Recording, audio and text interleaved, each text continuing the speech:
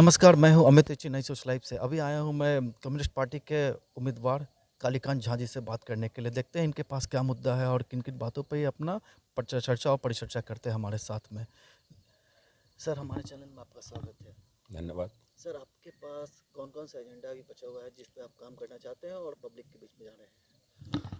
देखिए, मेरा पूरा एजेंडा यही है कि जो दुनिया में मेहनतकश लोग हैं पूरे हिंदुस्तान में, उसी तरह मेरे विधानसभा क्षेत्र में भी, वो आज तक आज़ादी के 75 सालों बाद भी महरूम है।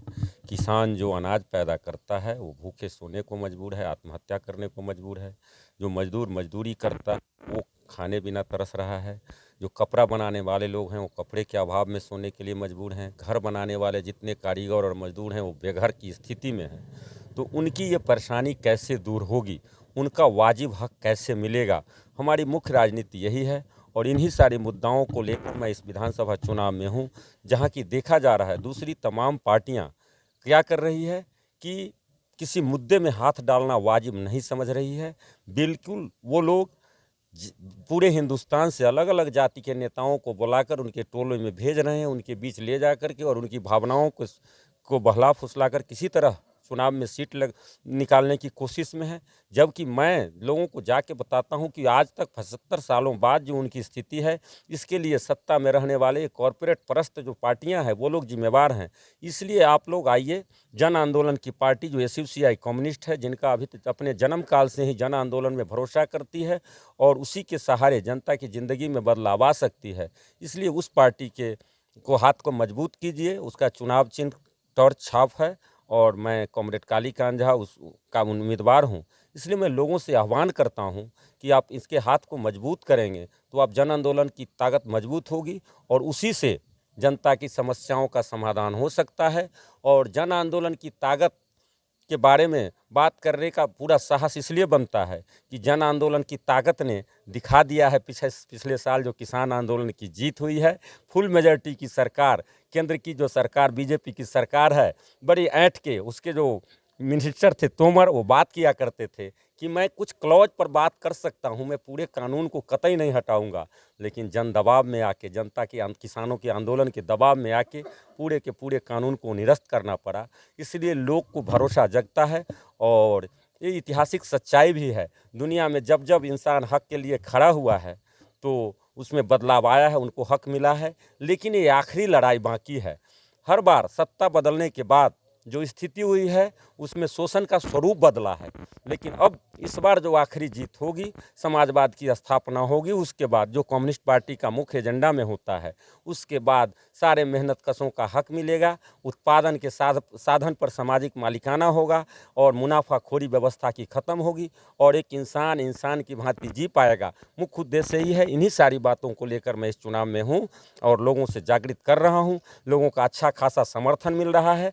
हाँ, कुछ पार्टियां, कुछ लोग चुनाव भर ही रहते हैं, लेकिन हम लोगों का उद्देश्य होता है जो बराबर इस काम को करना। और ये आंदोलन तब तक चलता रहेगा जब तक कि दुनिया है और लोगों को बेहतर से बेहतर, समाजवाद आने के बाद भी साम्यवाद लाना, माने बेहतर से बेहतर लोगों की ज़िंदगी मिले, इसकी यह कोशिश होती है। ये बिल्कुल साइंटिफिक टेम्परामेंट पर आधारित है। इसी सारे उद्देश्यों को लेकर मैं इस चुनाव में हूँ। सर, जैसे कि आपको पता ही होगा कि यहाँ पे बड़ी-बड़ी पार्टियाँ आ रही हैं, बीजेपी है, महागठबंधन है, वीआईपी है। सबके बड़े-बड़े नेता, गद्दावर नेता भी आ रहे हैं। जैसे आज पता ही चला होगा सर कि जेडीयू और आरजेडी का जो महागठबंधन है, उसमें खुद आज तेज प्रताप यादव भी आए थे, जो कि प्रखंड में बैठ के अपना भाषण दिए थे। उसके रिगार्डिंग कुछ बताना चाहेंगे सर आप? वो ठीक है, नेता बड़े बड़े हैं, मीडिया वालों ने उनको बड़ा बनाया है, वो जात पात की राजनीति करते मीडिया हैं। वालों ने बनाई, आम जनता ने सर उन्हें बड़ा बनाया है। वो आज के दिन में उप मुख्यमंत्री हैं। वो जात पात की राजनीति के आधार पर हैं। नहीं तो वही आरजेडी की सरकार जो एक समय जनता दल के साथ थी, 90 में आई, आज लगभग 32 साल बीत गए, लेकिन बता दीजिए क्या हालत है। वो आज के देश, आज के हालात में भी लोगों की स्थिति बद से बदतर है। जिस जात की वो बात करते हैं, जो पिछड़े की हक की बात करते हैं, उनकी स्थिति आज भी चले जाइए। मजदूर हमारे पलायन को मजबूर हैं, कभी बम्बे में धक्का खाते हैं, कभी आसाम में उनके साथ क्या होती है। और अभी तक उनका कोई निदान हुआ है। अभी भी बहुत सारे लोग सरकारी ज़मीनों में रोड किनारे बसे हुए हैं, उनको आवास नहीं मिला।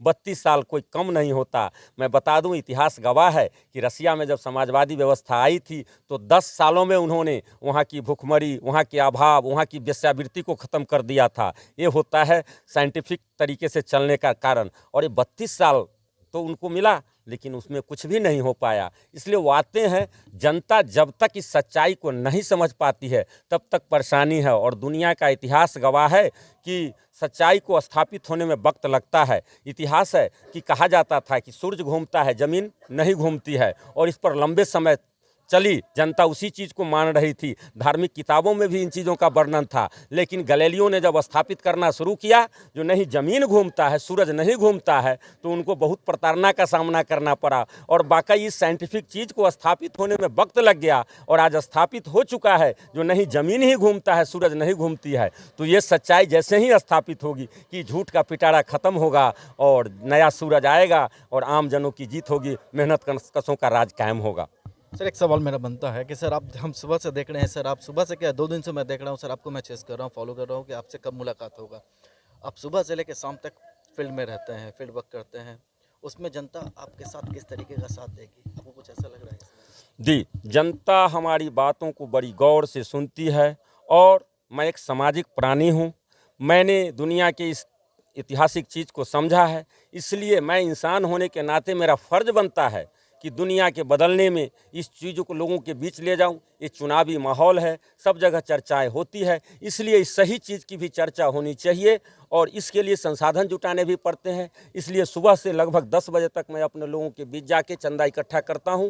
उसके बाद मैं प्रचार के कार्य में निकलता हूं, विभिन्न जगहों पर नुक्कड़ सभा करता हूं। मेरा एक साथी वहां निर्वाचन ऑफिस में लगा रहता है, जो वहां से निर्वाचन आयोग में नहीं, यहाँ मुजफ्फरपुर DCLR के ऑफिस में, वहाँ से परमिशन लेके भेजता है। विभिन्न चौक चौराहा नुक्कड़ सभा करता हूँ, जाके पहुँचाता हूँ।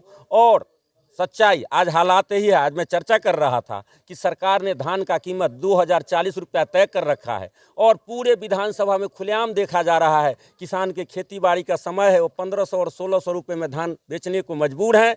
और सरकार की सारी मशीनरी लगी हुई है, पैक्स है, FCI है, तमाम चीज़ें हैं, उसके सारे महकमे लगे हुए हैं। चुनाव भी चल रहा है, एक तरफ बड़े बड़े नारे दिए जा रहे हैं। दोनों पार्टियां, मैं ऐसा कहूं कि केंद्र की सरकार और राज्य की सरकार बिल्कुल चुरहन्नी में आमने सामने भिड़ी हुई है, लेकिन सब लोग जात पात की राजनीति कर अपना सीट निकालने के चक्कर में है। जनता से जुड़ी हुई जो बुनियादी चीज़ें हैं, मैं आज सर यहाँ रोकना चाहिए, क्या आपको लगता है कि जात पात की राजनीति से सर आपको कोई फर्क पड़ने वाला है इस इलेक्शन में?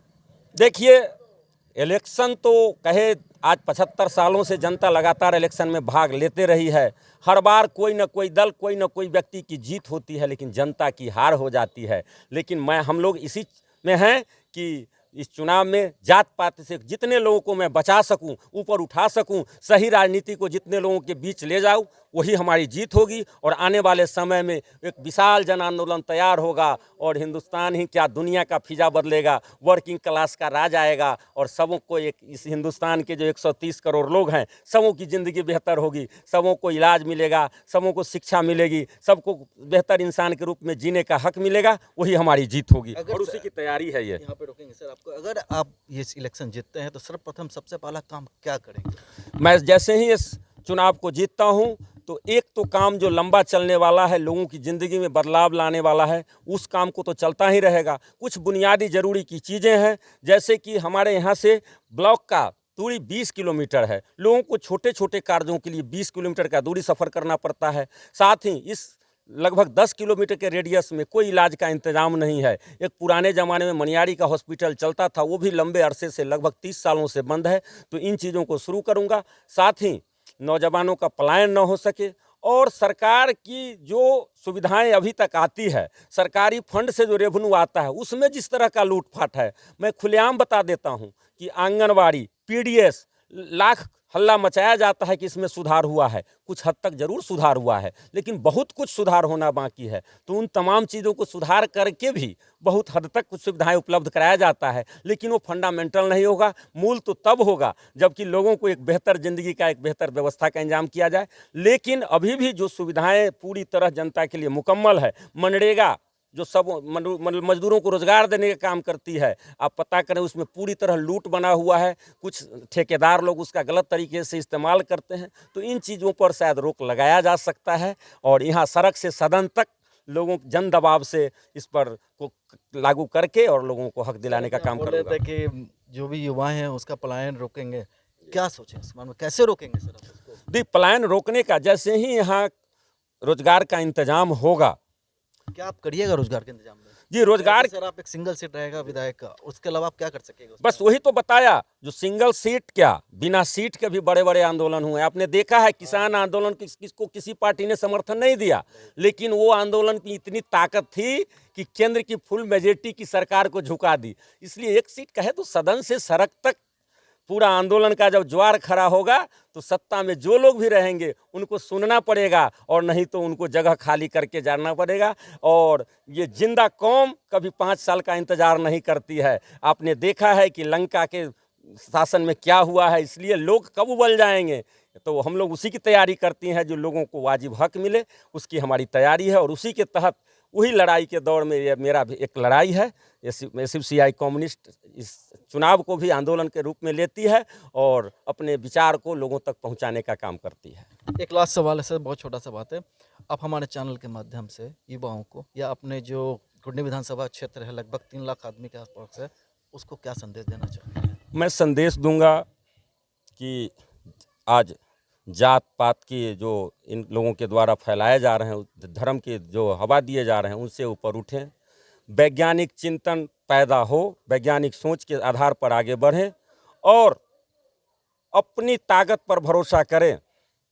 ये अपनी ताकत, वो जिस दिन लोग खड़े हो जाएंगे, दुनिया की कोई ताकत नहीं रोक पाई है और इन लोगों को, कुढ़नी की जनता को ये कोई रोक नहीं पाएगी और ये दुनिया में मिसाल पेश कर सकते हैं। हमारी वही तैयारी है, जो आंदोलन की जो वो फूटे वो कुढ़नी से फूटे और वो सारी दुनिया को रोशनी देने का काम करें। मैं मैसेज करना चाहूँगा जो लोग आंदोलन की अगुवाई करें और अपना हक लेने के लिए तैयार हों।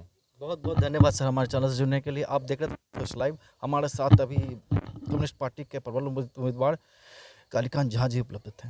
बहुत बहुत धन्यवाद।